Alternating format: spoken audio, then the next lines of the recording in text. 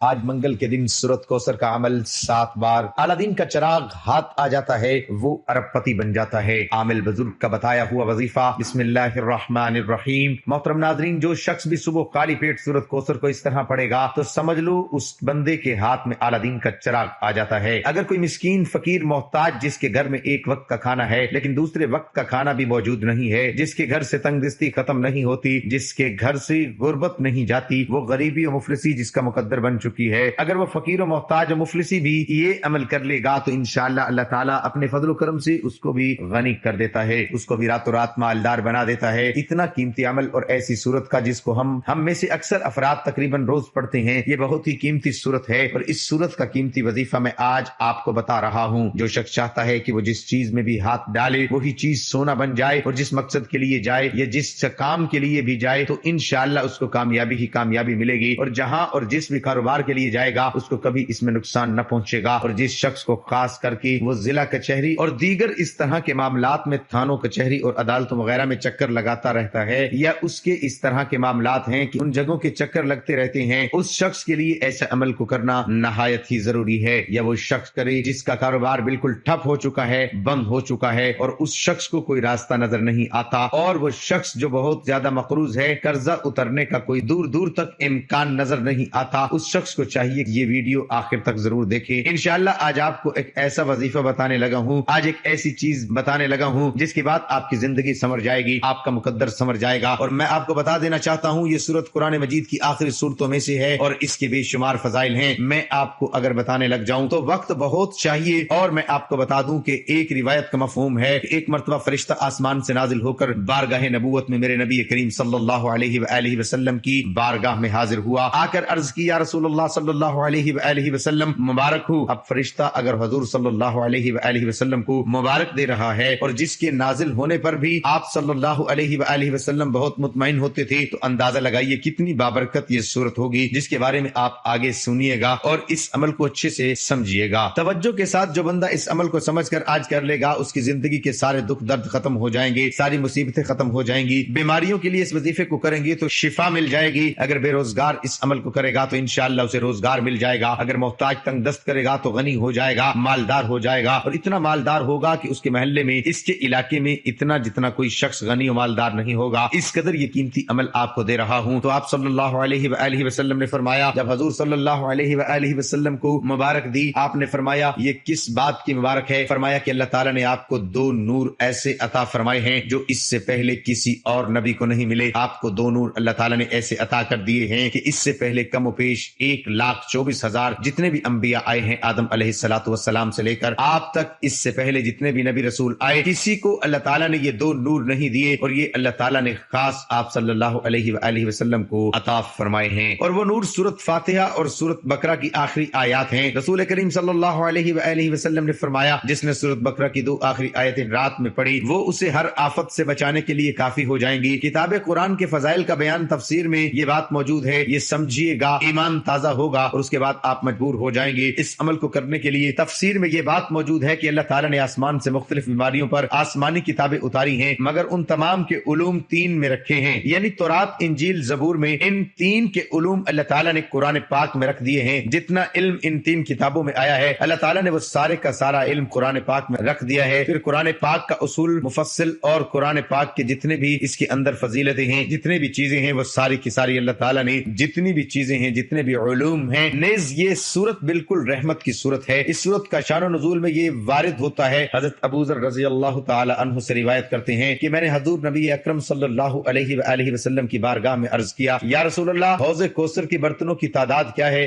آپ صلی اللہ علیہ وآلہ وسلم نے فرمایا قسم ہے اس ذات کی جس کے قبضے قدرت میں محمد مصطفیٰ صلی اللہ علیہ وآلہ وسلم کی جان ہے، حوض کوثر کے برتنوں کی تعداد آسمان کے ستاروں اور سیاروں کی تعداد بھی زیادہ ہے۔ رات کے ستارے جو اندھیری رات کے ستارے ہوں اور اس رات میں بادل بھی نہ ہوں، جو اس حوض سے پی لے گا اسے کبھی پیاس نہیں ستائے گی، یعنی وہ پیاسا نہیں رہے گا۔ اس حوض میں جنت کے 2 پر نالے گرتے ہیں، جو اس حوض کوثر سے پی لے گا وہ کبھی پیاسا نہیں ہوگا۔ اس حوض کا عرض اس کے طول جتنا ہے، یعنی جتنا آمان سے لے کر زمین تک کا درمیانی فاصلہ ہے۔ حوض کوثر کا پانی دودھ سے زیادہ سفید اور شہد سے زیادہ میٹھا ہے۔ اس حدیث کو امام مسلم، ترمذی اور ابن ماجہ نے روایت کیا ہے۔ امام ترمذی نے فرمایا حقیقت حقیقت یہ ہے کہ رہتی دنیا تک رسول اللہ صلی اللہ علیہ وآلہ وسلم کی گستاخی کرنے والا ہر شخص خیر سے محروم ہے۔ یہ سورت نبی کریم صلی اللہ علیہ وآلہ وسلم کی بارگاہ خداوندی میں اللہ تعالیٰ کی محبت کی خوبصورت دلیل ہے۔ سورت کوثر قرآن پاک کی مختصر ترین سورت ہے، اس میں صرف 3 آیتیں ہیں۔ اس سورت کا شمار اور تعداد ہر برقرار رکھنا مشکل نہیں، اس کے علاوہ بھی سورت کوثر کی متعدد فوائد اور فضیلتیں ہیں۔ سورت کوثر قرآن پاک کی سب سے مختصر سورت ہے۔ سورت کوثر کے فوائد میں سے ایک فائدہ دشمن سے بچانا بھی شامل ہے۔ اپنے دشمنوں کے خوف اور بدسلوکی کی نسبت ہجوم کو دور کرنے کے لیے اگر کوئی شخص روزانہ اس سورت مبارکہ کی تلاوت کرتا ہے تو اس کے رزق میں بھی اضافہ ہوتا ہے، اس کی نقدی بھی نقصان یعنی چوری وغیرہ سے محفوظ رہتی ہے۔ اس سورت کے دوسرے فوائد یہ ہیں کہ یہ آپ کی حاجت کو پورا کرنے میں بھی مدد کر دیتی ہے۔ شادی اور محبت کے معاملات میں بھی مدد کے لیے یہ سورت سب سے مفید و کارآمد ہے۔ سورت کوثر میں اللہ تعالیٰ فرماتا ہے کہ ہمیں اللہ پر ہی بھروسہ کرنا چاہیے۔ اگر آپ کو دشمنوں کا خوف ہو تو اس سورت مبارکہ کی تلاوت کریں، یہ آپ کو دشمنوں سے محفوظ رکھے گی اور آپ کی دشمن سے حفاظت ہو جائے گی۔ جو شخص سورت کوثر کو روزانہ کثرت سے پڑھتا ہے، اللہ تعالیٰ اپنے فضل و کرم سے اس کے کاروبار میں وسعت و برکت عطا فرما دیتا ہے اور اس کے مال کو چوری سے محفوظ کر دیتا ہے۔ اگر کسی شخص کو کوئی حاجت ہو، یہ سورت اس کی وہ حاجت پوری کرنے میں انشاءاللہ مدد کرے گی۔ سورت کوثر کی تلاوت کرنے سے اللہ تعالیٰ کی رحمتیں حاصل کی جا سکتی ہیں۔ سورت کوثر پڑھنے سے اللہ تعالیٰ کی اتنی رحمتیں، برکتیں اور فضیلتیں نازل ہوتی ہیں کوئی بشر اندازہ نہیں لگا سکتا، اور اس سورت کو پڑھنے سے اللہ تعالیٰ اپنے کرم سے رزق میں بے پناہ برکت دیتے ہیں اور انسان کی تمام پریشانیاں دور ہوتی ہیں۔ اب آپ نے کس طرح یہ عمل پڑھنا ہے یہ میں آپ کو بتا دیتا ہوں۔ یہ سورت جو شخص بھی پڑھ کر جو بھی جائز و نیک دعا مانگتا ہے، وہ اگر لا علاج مریض کے لیے دعا مانگے جس کو ڈاکٹر نے جواب دے دیا، اللہ تعالیٰ اس کو بھی شفا عطا فرما دیتا ہے۔ لیکن اس کے لیے آپ نے کرنا کیا ہے کہ آپ اس عمل کو فجر کے بعد یعنی کہ صبح خالی پیٹ جب تک آپ نے کچھ کھایا پیا نہ ہو تازہ اور کامل وضو کر لیں۔ تازہ وضو کرنے کے بعد آپ نماز فجر پڑھ لیں، یا اس وظیفے کو آپ نماز فجر سے پہلے بھی پڑھ سکتے ہیں۔ الغرض بغیر کچھ کھائے پیے بھی آپ نے اس سورت مبارکہ کو پڑھنا ہوگا، یہی اس کے لیے شرط ہے۔ دوسرا، باوضو آپ نے یہ عمل پڑھنا ہے اور پھر جب آپ اس عمل کو پڑھیں اس کے درمیان کسی کے ساتھ کوئی گفتگو نہیں کرنی، بلکہ خاموشی اور ادب و احترام سے عمل کرنا ہے، اور عمل کے دوران ان باتوں کا آپ نے خاص خیال رکھنا ہے۔ اور تیسری بات، آپ نے قبلے کی جانب منہ کر کے اس عمل کو پڑھنا ہوگا۔ دیکھیے، فرض نمازوں کی پہلی 2 رکعتوں میں اور باقی تمام نمازوں میں سورت فاتحہ کے بعد ایک سورت کا پڑھنا واجب ہے۔ فرض نماز ہو، نفل نماز ہو یا وتر کی نماز ہو، کوئی بھی نماز ہو،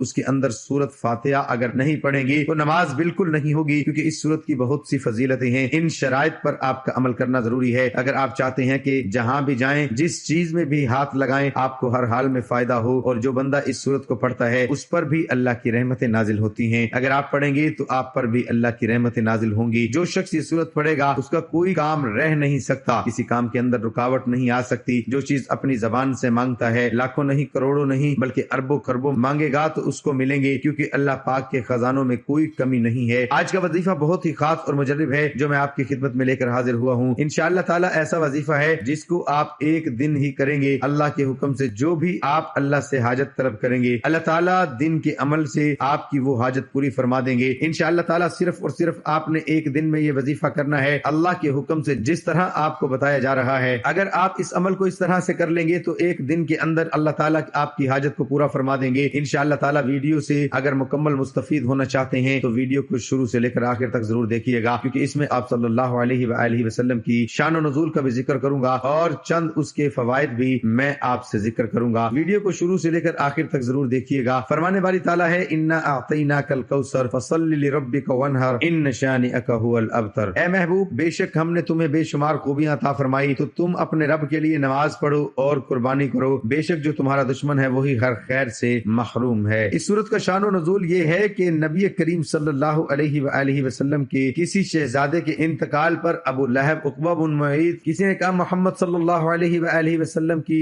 جڑ کٹ گئی، کسی نے کہا کہ محمد صلی اللہ علیہ وآلہ وسلم کی تو بات نہ کرو، وہ تو ایسا آدمی ہے جس کی جڑ کٹی ہوئی ہے، اس کی کوئی نرینہ اولاد نہیں ہے، جب فوت ہوگا تو اس کا نام مٹ جائے گا۔ ان کفار کے جواب میں اللہ تعالیٰ نے اپنے نبی صلی اللہ علیہ وآلہ وسلم کی تسلی کے لیے یہ سورت نازل فرمائی کہ اے حبیب، ان لوگوں کی باتوں پر رنجیدہ نہ ہو، بلکہ ہمارے فضل و کرم پر نظر رکھیں کہ ہم نے تمہیں بے شمار خوبیوں اور نعمتوں سے نوازا ہے، لہٰذا تم ان کے شکرانے میں نماز پڑھو اور قربانی کرو، اور جہاں تک تمہارے دشمنوں کا تعلق ہے تو انہی کی جڑ کٹی ہوئی ہے اور یہی تو ہر خیر سے محروم ہے۔ حقیقت یہ ہے کہ رہتی دنیا تک انسان رسول کریم صلی اللہ علیہ وآلہ وسلم کی شان میں گستاخی کرنے والا ہر شخص خیر سے محروم ہے۔ یہ سورت نبی صلی اللہ علیہ وآلہ وسلم کی بارگاہ خداوندی میں عظمت و وجاہت اور اللہ رب العزت کے نبی کریم صلی اللہ تعالی علیہ وآلہ وسلم سے محبت کی بہت پیاری دلیل ہے، کیونکہ کفار نے آپ کا مذاق اڑایا تو اللہ تعالیٰ نے آپ کی طرف سے خود جواب دیا کہ تمہارے دشمن ہی ابتر خیر سے محروم ہے، اور یہ محبت کی علامت ہوتی ہے کہ اگر کوئی محبوب پر اعتراض کرے تو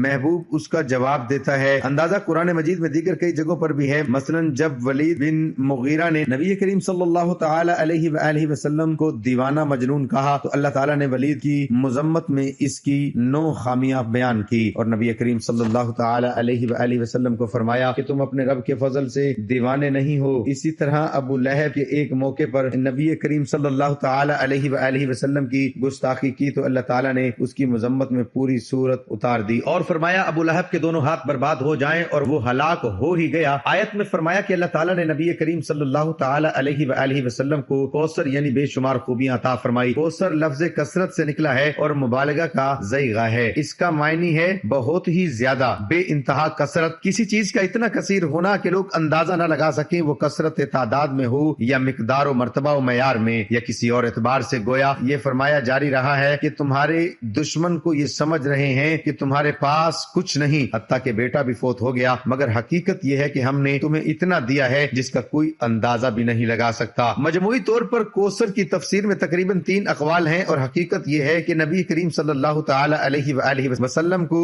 بے انتہا خیر عطا کی گئی، جس میں سب چیزیں داخل ہیں، مثلا خیر کثیر میں قرآن مجید بھی یقیناً داخل ہے۔ اس سے عظیم خیر اور کیا ہوگی؟ یوں ہی نبی کریم صلی اللہ تعالی علیہ وآلہ وسلم کو اعلیٰ درجے کی حکمت بلکہ حکمتوں کے خزانے عطا کیے گئے، اور حکمت کو خود قرآن نے خیر کثیر فرمایا ہے۔ الغرض فرمایا گیا کہ اے حبیب، بے شک ہم نے تمہیں بے شمار خوبیاں عطا فرمائی، تمہیں قرآن، نبوت، رسالت، اسلام، آسان شرعی اور احکام حکمت، علم، معرفت اور نور قلب سے مشرف کیا، تمہارے پاکیزہ کردار کو عبادت اور ریاضت اور اخلاق حسنہ، خصائل حمیدہ، شمائل جمیلہ سے آراستہ کیا، تمہیں کثیر معجزات، شفاعت، مقام محمود، حوض کوثر، نہر جنت اور ساری جنت عطا کی، تمہارے صحابہ کرام کی پاکیزہ جماعت، امت کی کثرت، دین کا غلبہ، دشمنوں پر روب اور فتوحات سے نوازا، تمہارا نسب عالی کیا اور تمہیں حسن ظاہر و باطن میں کامل بنایا، شرق و غرب، زمین و آسمان، دنیا و آخرت، ہر جگہ ذکر حسین، تعریف و تحسین اور ثناء جمیل کی صورت میں تمہیں رفت و ذکر عطا کی۔ ان تمام نعمتوں کے شکرانے میں تم اپنے رب کے لیے نماز پڑھو اور قربانی کرو، تمہیں ابتر کہنے والا دشمن ہی خیر سے محروم ہے، جبکہ تو بے انتہا خیر سے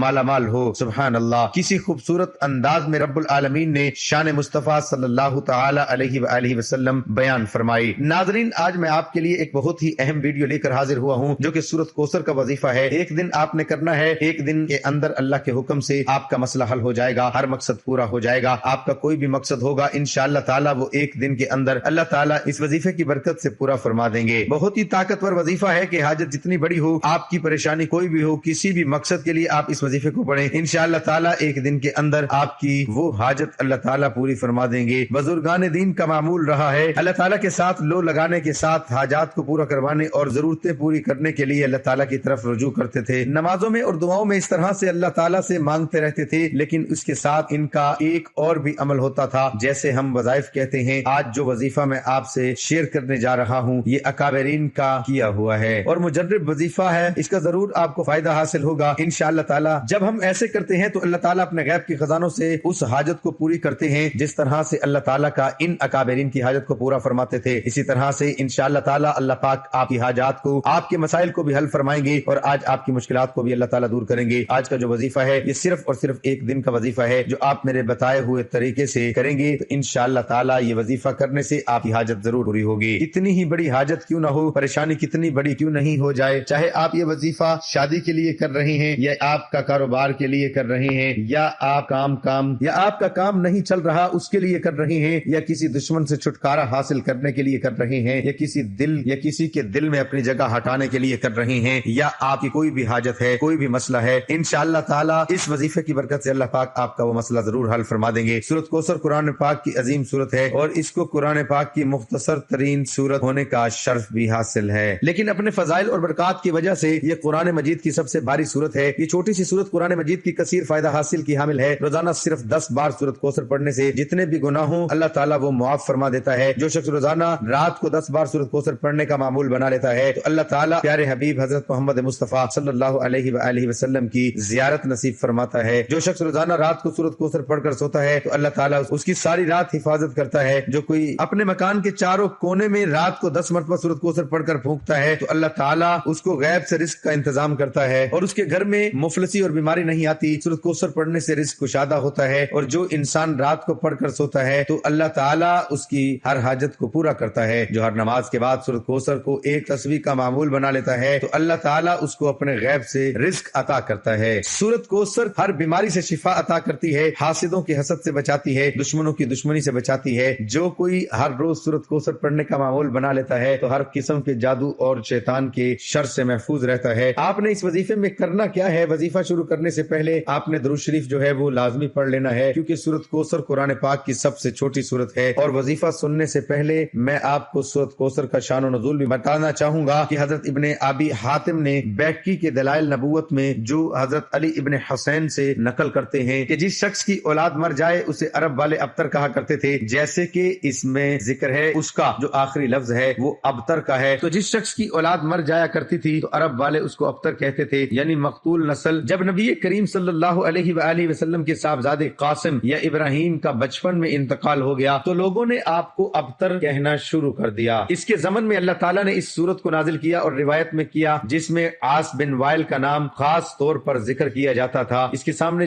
جب بھی نبی کریم صلی اللہ علیہ وآلہ وسلم کا ذکر کیا جاتا تو کہتا اس کی بات چھوڑو، یہ کوئی فکر کرنے کی بات ہے کیونکہ وہ ابتر ہے، مقتول نسل ہے، اس کی تو بیٹے ہی نہیں ہے، اس کی تو نسل یہیں پر ختم ہونے والی ہے. تو اس پر اللہ تعالیٰ نے سورت کوثر کو نازل فرمایا تھا. انشاءاللہ تعالیٰ جو میں وظیفہ آپ سے شیئر کر رہا ہوں اس کو آپ نے کسی بھی مقصد کے لیے کرنا ہے. آپ نے کرنا کیا ہے؟ آپ نے صبح فجر کے بعد اول و آخر 11 مرتبہ درود شریف پڑھنا ہے. درود پاک پڑھنے کے بعد آپ نے دوبارہ بسم اللہ الرحمن الرحیم پڑھنی ہے، لیکن یہ تعداد آپ 121 مرتبہ پڑھیں. اس کے بعد 33 مرتبہ سورۃ فاتحہ پڑھیں. اس کے بعد سورۃ کوثر 41 بار پڑھیں. پھر آخر میں دوبارہ 3 مرتبہ درود پاک پڑھنا ہے. یہ سب کرنے سے پہلے اپنے قریب ایک پانی کی بوتل رکھ لیں، پانی کا گلاس رکھ لیں، اس کے اوپر دم کریں. کسی مریض کو پلائیں گے تو شفا ملے گی. اور اگر اپنے کاروبار والی جگہ پر چھڑکیں گے تو جہاں دکان ہے آپ کی، جہاں کاروبار نہیں چل رہا وہاں اگر اس کا چھینٹا لگائیں گے تو تھوڑا تھوڑا پانی، لیکن یہ خیال رکھنا کہ پانی زمین پر نہ گرے ورنہ گناہ ہوگا. انشاءاللہ ساری پریشانیاں بھی ختم ہو جائیں گی، کاروبار میں برکت بھی ہوگی. اگر کوئی بھی ایسا آپ کا دکان کاروبار نہیں ہے پھر وہ پانی آپ خود پی لیں اور یہ عمل چند دن کر لیں، ایک ہفتہ کر لیں. انشاءاللہ جو بھی دعائیں مانگیں گے، جو زبان سے کہیں گے، آپ کے ہاتھ میں اعلیٰ دین کا چراغ لگ جائے گا. ہر بات آپ کی پوری ہونا شروع ہو جائے گی اور آپ کے تمام مسائل حل ہو جائیں گے انشاءاللہ. اس کے بعد 11 مرتبہ سورۃ بقرہ کی آخری 2 آیات پڑھ لیں. آمن الرسول بما انزل الیہ من ربہ والمؤمنون کل آمن باللہ وملائکتہ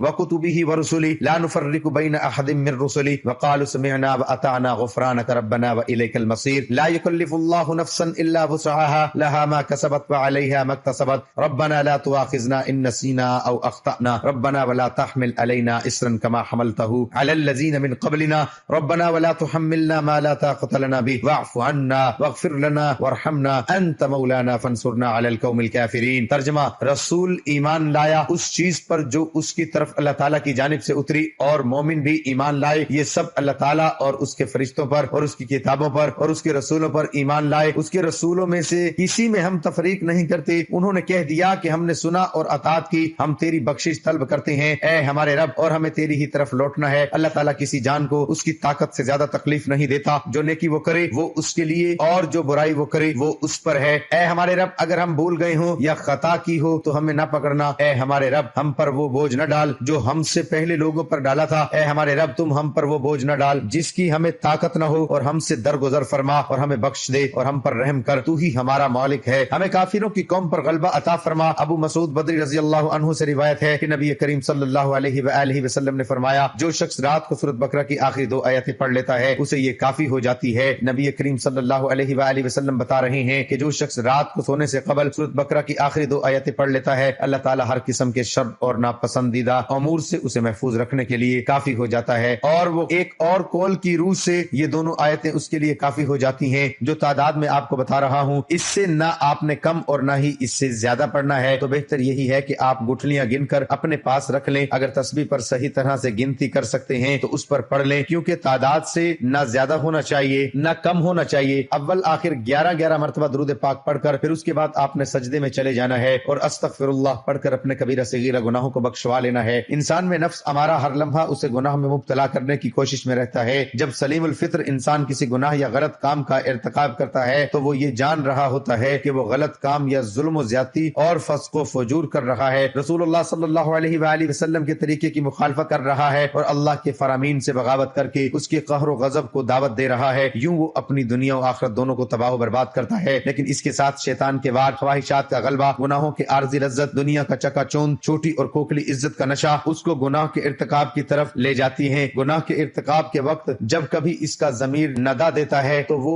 یہ کہہ کر ضمیر کو خاموش کرا دیتا ہے کہ ابھی بڑی عمر پڑی ہے، میں ان قریب توبہ کر لوں گا، اور اس طرح موہوم امیدوں اور ناروا خیالات سے دل کو بہلاوا دیے رکھتا ہے اور گناہوں کی گہری دلدل میں دھستا چلا جاتا ہے۔ در حقیقت گناہ انسان کے حق میں نہایت خطرناک ہیں، اس سے دنیا اور آخرت دونوں برباد ہو جاتی ہیں اور گناہ کا اثر جسم میں زہر کی طرح سرایت کر جاتا ہے۔ آدم کے جنت سے نکلنے اور ابلیس کے ملعون ہونے کی وجہ بھی یہی گناہوں کی نحوست تھی۔ قوم نوح اور عاد و ثمود کو بھی گناہوں کی پاداش میں عذاب سے دوچار کیا گیا۔ گناہوں کے بے شمار بڑے اثرات اور تفصیلات ہیں۔ اللہ تعالیٰ فرماتے ہیں جو شخص اللہ سے ڈرتا ہے اور گناہوں سے باز آ جاتا ہے، اللہ اس کے لیے مشکلات سے نکلنے کا راستہ پیدا کر دے گا اور اسے ایسے راستے سے رزق دے گا جدھر اس کا گمان بھی نہ جاتا ہو۔ جو آدمی اللہ سے ڈرتا ہے اللہ اس کے کام آسان کر دیتے ہیں۔ جس طرح رات کی تاریکی میں کچھ سجائی نہیں دیتا، گناہ گار کی زندگی کے معاملات میں تاریکی ہو جاتی ہے، سمجھ نہیں آتا کہ وہ کیا کرے۔ اطاعت و عبادت نور ہے، گناہ تاریکی ہے۔ گناہ بڑھتے ہیں تو یہ تاریکی بھی بڑھتی جاتی ہے، جبکہ ایسا شخص جو اللہ سے ڈر کر گناہوں سے بچتا ہے اللہ اس کے لیے ایک نور بنا دیتے ہیں جس سے وہ زندگی گزارتا ہے اور گناہ گار اندھیرے میں ٹامک ٹوٹیاں مارتا رہتا ہے۔ گناہوں کی تاریکی اور سیاہی اس کی آنکھوں، منہ اور چہرے پر چھا جاتی ہے۔ چہرے پر سیاہی، دل اور قبر میں تاریکی، جسم میں کمزوری، رزق میں تنگی، مخلوق کے دل میں نفرت اور بزدلی کا آ جانا وغیرہ، یہ سب گناہوں کا وبال ہے۔ اس میں کوئی شک نہیں کہ اطاعت الہی ایک نور اور روشنی ہے، جبکہ معصیت الہی ایک تاریکی اور اندھیرا ہے۔ اس لیے ہمیں ہمیشہ اللہ تعالیٰ سے اپنے گناہوں کی بخشش طلب کرنی چاہیے، اس کے بعد اللہ تعالیٰ سے دعا کرنی ہے اپنی حاجت کے لیے۔ اور اسی طرح سے اگر آپ چاہیں تو آپ نے یہ عمل مغرب کے بعد کرنا ہے، یہ 2 ٹائم آپ نے عمل کرنا ہے، فجر کے بعد اور مغرب کے بعد آپ نے یہ عمل کرنا ہے۔ اور انشاءاللہ تعالیٰ جب آپ ایک دن میں یہ عمل کریں گے نہایت یقین کے ساتھ، یکسوئی کے ساتھ، تو انشاءاللہ تعالیٰ اللہ تعالیٰ آپ کی ہر حاجت کو پورا فرمائیں گے۔ جس بھی ضرورت کے لیے، جس بھی مقصد کے لیے آپ کر رہے ہیں، اس حاجت کو اپنے دل میں ہی رکھنا ہے۔ جب آپ نے یہ وظیفہ کرنا ہے تو آپ کا دھیان جو ہے وہ اپنی حاجت کی طرف ہونا چاہیے اور اللہ کی طرف ہونا چاہیے اور اللہ کی مدد کی طرف ہونا چاہیے۔ میں جس حاجت کے لیے کر رہا ہوں انشاءاللہ اس کے ذریعے سے، اس وظیفے کی برکت سے اللہ تعالیٰ میری حاجت کو ضرور قبول فرمائیں گے۔ دل میں ذرا سا بھی شک نہیں آنے دینا، پورا دھیان وظیفے میں لگا رہنے دینا ہے۔ انشاءاللہ تعالیٰ اس وظیفے کو کرنے کے بعد آپ نے خود بھی جو چیز مانگی ہوگی اللہ تعالیٰ آپ کو وہ چیز عطا فرمائیں گے۔ امید کرتے ہیں آپ کو ہماری یہ ویڈیو اچھی لگی ہوگی۔